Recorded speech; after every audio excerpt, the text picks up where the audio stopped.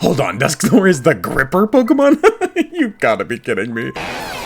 Overrating a Mahone, okay, at least in battle it is kind of awesome. Pure Ghost is just a really good typing on its own, and its stats are pretty decent, until you realize that they barely change at all upon evolution from Dusclops outside of that actually pretty sizable attack boost. Which is nice for sure, and helps it take advantage of its pretty amazing move pool. It of course has the utility that comes with most Ghost types, but it also has great offensive options like the Elemental Punches, Shadow Punch, Priority Shadow Sneak to get around its low speed, and some really nice TMs. But its aforementioned low speed and HP are a fairly major downside. But outside of that, Dusknoir is pretty awesome. 4 stars in battle prowess. And here we go, another new Sinnoh evolution that wasn't even in Diamond and Pearl is a trade evolution and requires a held item to evolve. You can get Duskull kind of mid-game in Platinum, a bit later in Hoenn, and basically right away in Galar, where its evolution level becomes a pretty huge grind, but then the Reaper Cloth is super late game in Platinum and Galar and actually post-game in Oras, so that doesn't count. So after all the penalties, it ends up getting 2.5 stars in availability. Though I am glad to see that with Dusknoir, they kind of returned to the Grim Reaper, spiriting people away inspiration from Duskull that was kind of abandoned for Dusclops in place of the Hitatsume ghost paper lantern mummy thing. And actually Dusknoir kind of takes a bit from that as well, with the whole Cyclops part of the Hitatsume inspiration, as well as like Duskull being a spirit guide, Psychopomp Grim Reaper thing that communes with spirits using radio waves. So it's not nearly as disconnected from the line as it may appear. I think it actually does a great job of bringing the two back together and is just really cool. 5 stars. But its design is where it is most commonly referred to as disconnected from its line, which is fair. At first glances it does look very unique compared to its pre-evolutions. So I get where that idea is coming from, but the answer is in the details. It takes the wispy ghost tail from Duskull, the